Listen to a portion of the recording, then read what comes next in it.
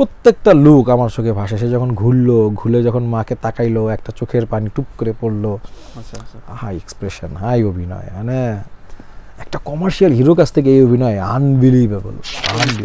শাহরুখ এবং সাকিবের একই রকম ছবি দিয়ে ট্রল করছে।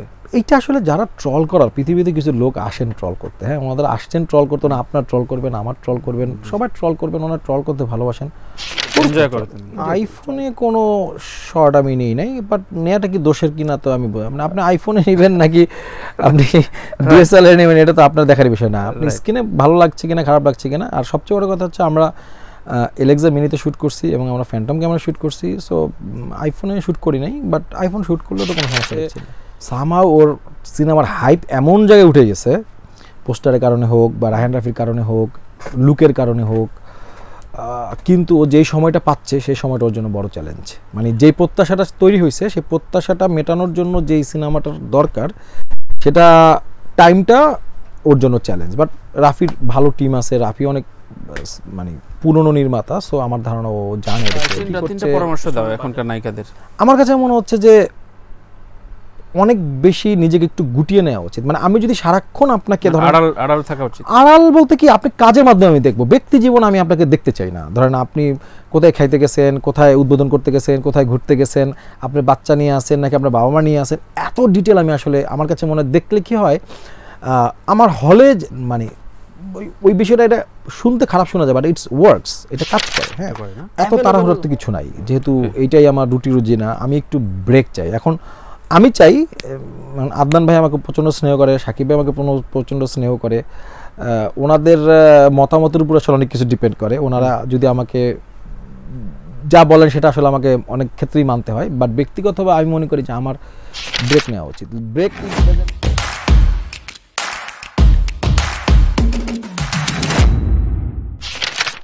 সো রাজকুমার প্রসঙ্গে আসলে নিন্দুকদের কিছু কথা ধারাবাহিকতায় আসছে যে তুমি অনেক বিগ বাজেটের ছবি করেছো, তোমার অ্যারেঞ্জমেন্ট সেটা আমরা জানি অফিসিয়ালি, তারপরও কেউ কেউ বলার চেষ্টা করেছেন কিছু কিছু চিট শট আছে আইফোনে শ্যুট করা হয়েছে, যদি আমরা জানি হলিউডে অনেক ছবি আইফোনে শ্যুট করা হয়। সো এদের সম্পর্কে তুমি কি বলতে চাও? আইফোনে কোনো শর্ট আমি নেই নাই, বাট নেওয়াটা কি দোষের কিনা তো আমি মানে আপনি আইফোনে নেবেন নাকি আপনি ডিএসএলআর নেবেন এটা তো আপনার দেখার বিষয় না। আপনি স্ক্রিনে ভালো লাগছে কিনা খারাপ লাগছে কিনা। আর সবচেয়ে বড় কথা হচ্ছে আমরা এলেক্সা মিনিতে শ্যুট করছি এবং আমরা ফ্যান্টম ক্যামেরা শ্যুট করছি, সো আইফোনে শ্যুট করি নাই, বাট আইফোন শ্যুট করলেও তো কোনো সমস্যা দেখছি না। একদমই আমার উত্তরটা নেবার দরকার ছিল। আরেকটা বিষয় হচ্ছে যে তোমার সাথে অনন্য মামুনের সম্পর্ক নাকি ভালো যাচ্ছে না।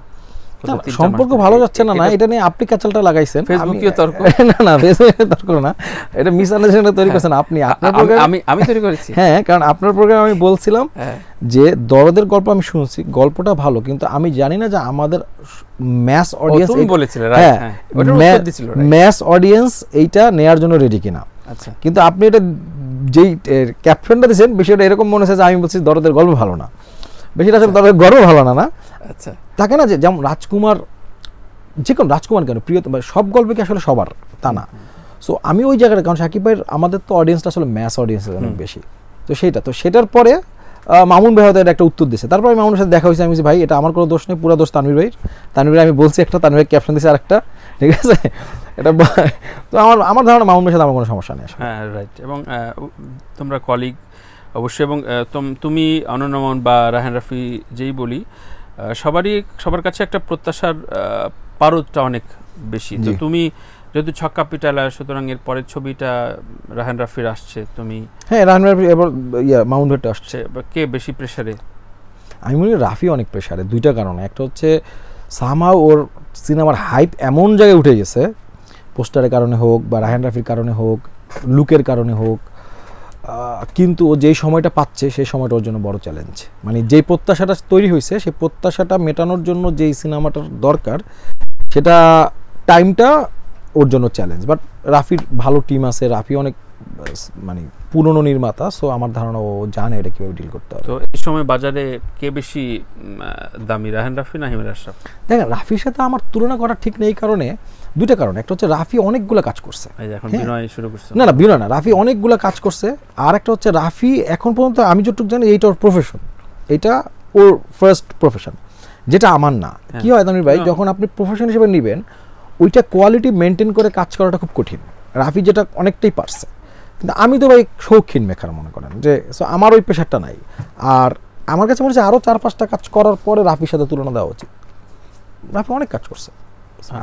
তারপরে সুপারস্টারকে নিয়ে তুমি 2টা কাজ সফলভাবে, হ্যাঁ সেটা মানে আমার আর তুলনাটা মানে ধরেন আমি 2টা কাজ করছি, 2টা কাজই সাকসেস, আমার সাকসেসটা শাকিব খানের সাথে 100%। সেক্ষেত্রে আপনি আমাকে বড় করতেই পারেন, কিন্তু আমার কথা হচ্ছে আমাকে বড় করতে গিয়ে কেন আরেকজনের সাথে তুলনা করতে হবে, এই জায়গাটাতে আমার একটু দ্বিমত আর কি। আচ্ছা, বাংলাদেশি ছবিতে নায়িকা সংকট তোমার প্রডিউসার বারবার বলছে এবং নানান নায়িকাদের নাম ধরে বলছে, এতে আমি খুব প্রেসারে পড়ে যাচ্ছি এবং নানানভাবে বুলিংয়ের শিকার হচ্ছে বিভিন্নভাবে। তো আদৌ কি আসলে বাংলাদেশি মেয়েদের তোমার আর ভালো লাগছে না? না না না, ভালো লাগছে না তা না, যেটা হচ্ছে দুইটাই আসলে চরিত্রের কারণে। কিন্তু বাংলাদেশি নায়িকাদের যেটা হচ্ছে আমার কাছে কেন যেন হচ্ছে যে ওনারা যদি আরেকটু সোশ্যাল মিডিয়া বা মানে অনেক বেশি অ্যাভেলেবেল, মানে হয় কি সুপারস্টাররা যদি ধরেন নায়ক বা নায়িকা যেই হয় অ্যাভেলেবেল হয়ে গেলে সমস্যা। অ্যাভেলেবেল মানে আমি যদি সারাদিন তাকে দেখতে পাই, সে কি করছে। 3টা পরামর্শ দাও এখনকার নায়িকাদের। আমার কাছে মনে হচ্ছে যে অনেক বেশি নিজেকে একটু গুটিয়ে নেওয়া উচিত। মানে আমি যদি সারাক্ষণ আপনাকে ধরেন আড়াল থাকা উচিত। আড়াল বলতে কি, আপনি কাজের মাধ্যমে আমি দেখবো, ব্যক্তি জীবন আমি আপনাকে দেখতে চাই না। ধরেন আপনি কোথায় খাইতে গেছেন, কোথায় উদ্বোধন করতে গেছেন, কোথায় ঘুরতে গেছেন, আপনি বাচ্চা নিয়ে আসেন নাকি আপনার বাবা মা নিয়ে আসেন, এত ডিটেল আমি আসলে আমার কাছে মনে দেখলে কি হয় আমার হলে মানে ওই বিষয়টা, এটা শুনতে খারাপ শোনা যায় বাট ইটস ওয়ার্কস, এটা কাজ করে। হ্যাঁ, অ্যাভেলেবেল হওয়া আমার কাছে মনে হয়েছে যে অনেক বেশি অ্যাভেলেবেল হয়ে যাচ্ছে কিনা আমরা, আমি জানি না। 2 নাম্বার হচ্ছে যে প্রত্যেকেই কাজ বাছাই, যে আসলে আমার কোন কাজটা করা উচিত কোন কাজটা করা উচিত না, সেটাও একটা জরুরি। যে আমি একটু ওয়েট করি বাট এমন কোনো কাজ করি যে কাজটা আসলে আমাকে দর্শকদের কাছে নতুন করে আনবে। আমি এই দিক দিয়ে মাহির এই কাজে স্যালুট দিই যে আসলে মাহি এই রিস্কটা নিচ্ছে, এটা অনেকেই কিন্তু এই রিস্কটা নিত না।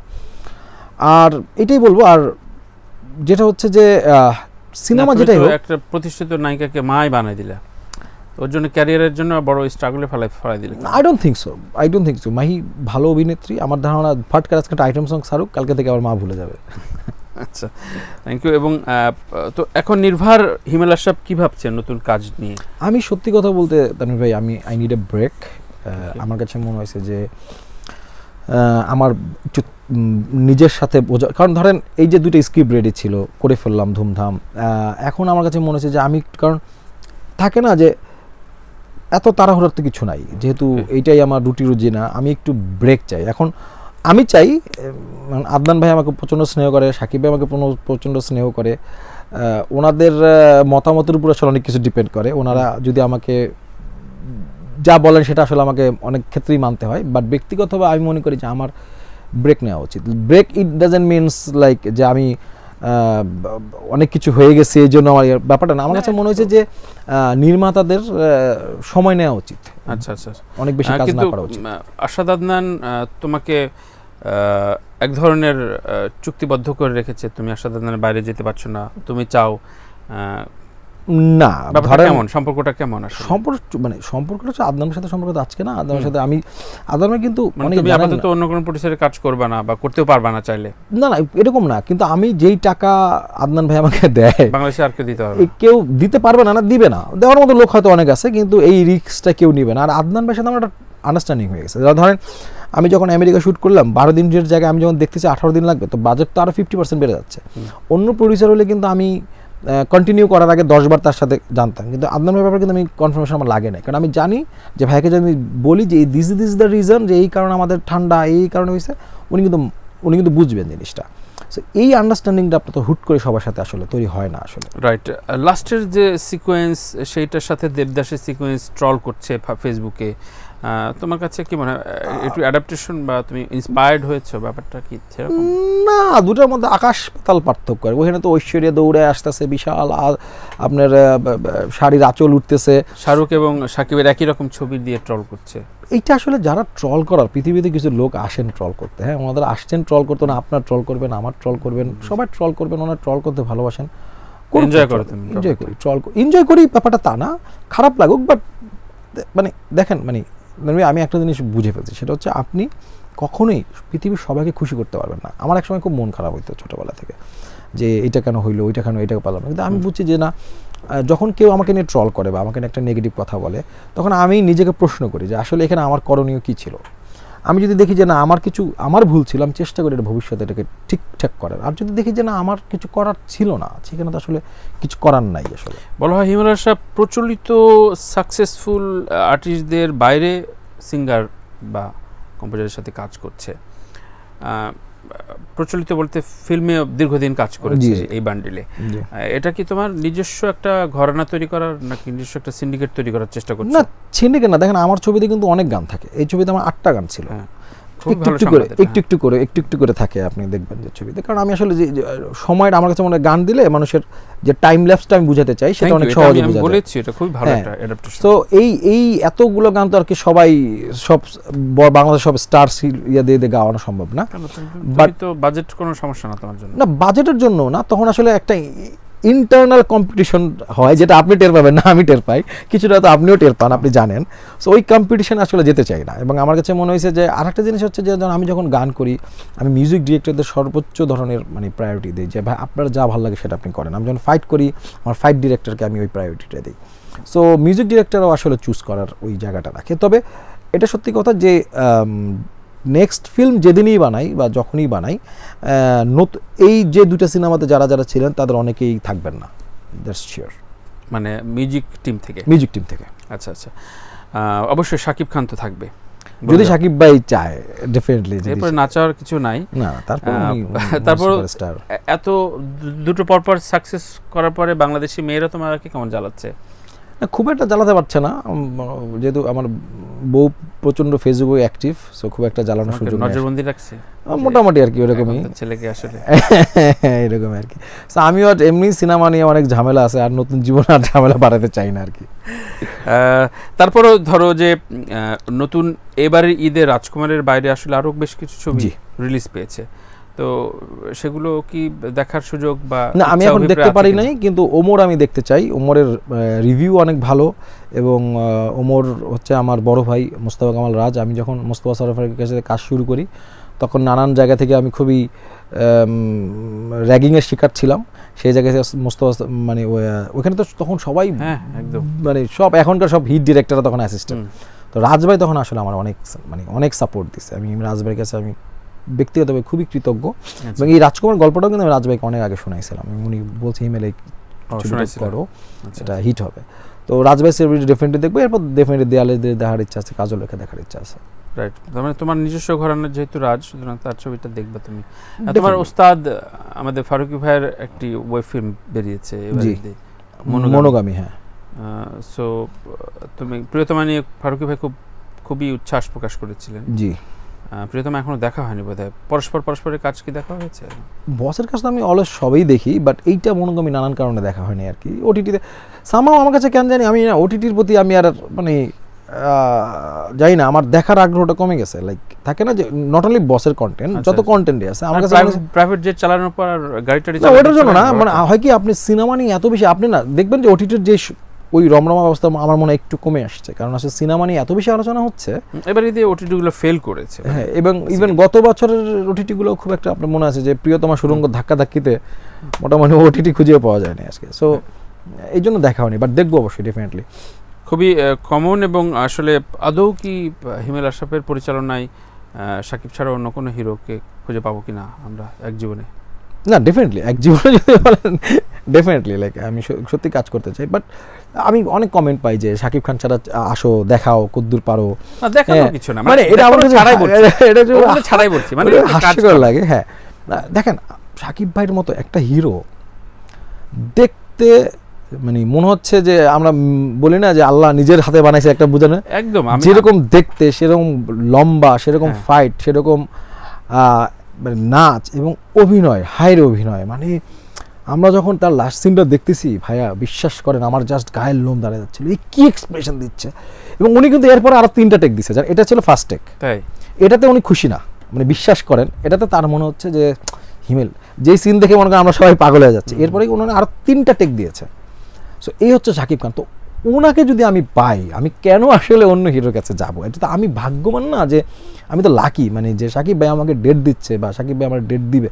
এবং শাকিব খানের যে আসলে শাকিব ভাই আমাদের মানে খুব আফসোস আমার যে শাকিব ভাইটা আমরা আসলে ব্যবহার করতে পারি নাই। যে ওনার যেই স্কেল ও অ্যাক্টিংয়ের সামহাও উনি মাঝখানে, যাই হোক উনি এখন রাইট ট্র্যাকে আছেন, উনি অনেক ভালো ভালো সিনেমা করতেছেন, আশা করি তুফান দরদও ভালো হবে, হোপসো দেখা যাবে। রাইট। তারপরেও একই প্রশ্ন যে ঈদ ছাড়া আসলেও কোনো আমরা জানি না ঈদের বাইরে আসলে শিডিউলটা কি বাংলাদেশি ছবির, আদৌ আমি হলে যাব কিনা, আবার আগ্রহ জন্মাবে কিনা, এটার উত্তরণের পথ কি? সময় লাগবে তানভীর, আমি যেটা দেখলাম সময় লাগবে, যে আমাদের ইন্ডাস্ট্রিটা এত বেশি ধ্বংসস্তূপ হয়ে গেছে যে এইটাকে যদি একদিনই আপনি, আমার কাছে মনে হয় আগে ঈদেই চলুক, তারপর ঈদের বাইরে একটা ছবি চলুক, তারপর ঈদের বাইরে 2টা চলুক, অনেক সমস্যা আছে আসলে, এটা সময় লাগবে। আমার কাছে মনে হয় না ইমিডিয়েট এটার কোনো সমাধান আছে। তোমাকে যদি বলা হয় রাজকুমারের স্পেশাল 2-3 মিনিটের আলাদা করতে বলা হয়, ধরো তুমি রিলস বানাবা, তো কোন সিকোয়েন্স থেকে নেবা? শেষ দৃশ্যটা যেখান থেকে সাকিব ভাই মার সাথে কথোপকথন হয় এবং সেখান থেকে এসে পড়ে যাওয়া পর্যন্ত প্রত্যেকটা লুক আমার চোখে ভাসে। সে যখন ঘুরে যখন মাকে তাকাইলো, একটা চোখের পানি টুপ করে পড়লো, হাই এক্সপ্রেশন, হাই অভিনয়, মানে একটা কমার্শিয়াল হিরো কাছ থেকে এই অভিনয় আনবিলিভেবল।